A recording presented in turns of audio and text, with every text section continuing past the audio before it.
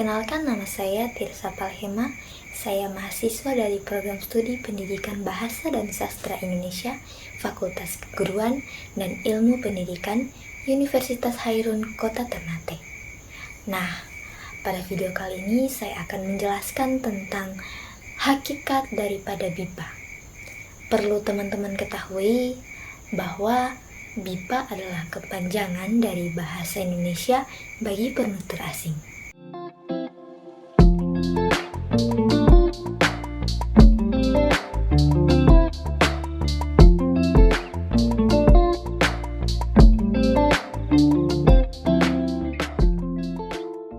BIPA merupakan pembelajaran bahasa Indonesia yang subjeknya adalah pembelajar atau murid asing.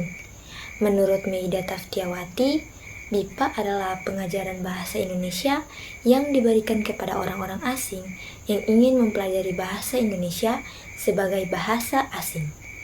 Pembelajaran BIPA dikelompokkan ke dalam 3 tingkatan, yaitu tingkat pemula, menengah, dan mahir.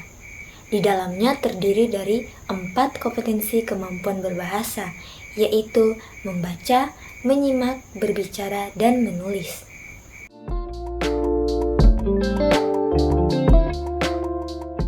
Bahasa Indonesia berfungsi sebagai sarana komunikasi dan sebagai alat untuk memahami berbagai aspek kehidupan dalam masyarakat Indonesia, baik aspek ilmu pengetahuan, politik, ekonomi, maupun seni budaya Indonesia. Fungsi lain dari pembelajaran BIPA adalah untuk menginternasionalkan bahasa Indonesia. Fungsi ini berhubungan dengan mengajarkan bahasa Indonesia kepada penutur asing.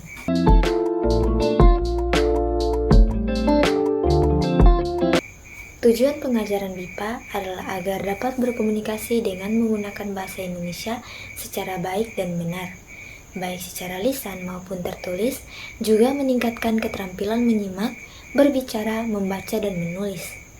Selain itu, tujuan BIPA juga untuk menyebarluaskan bahasa Indonesia, menyampaikan berbagai informasi tentang bahasa, termasuk memperkenalkan masyarakat dan budaya Indonesia.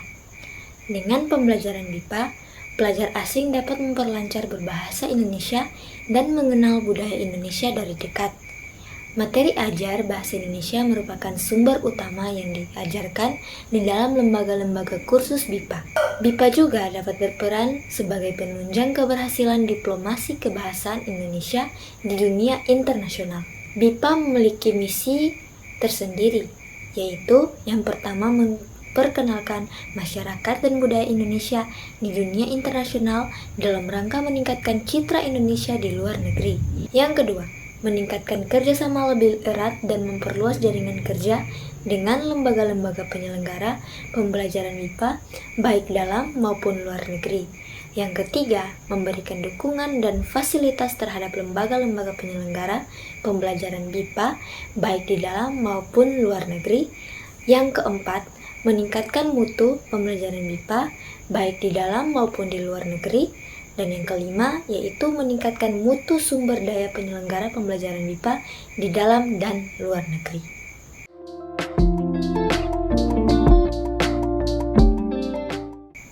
Pembelajaran BIPA juga memiliki manfaat yang sangat banyak, seperti mempermudah kehidupan orang asing yang hidup dan berdomisili di negara Indonesia, baik untuk berkomunikasi dalam lingkup masyarakat atau sosial, pekerjaan, pelatihan, pendidikan, dan sebagainya. Selain itu, manfaat pembelajaran BIPA juga bisa memperkenalkan bahasa Indonesia, budaya, dan adat istiadat yang ada di Indonesia ke negara-negara lain. Namun, manfaat ini dapat dirasakan apabila dari pemerintah lebih meningkatkan kualitas pembelajaran BIPA dan bisa diterapkan di seluruh daerah yang ada di negara Indonesia.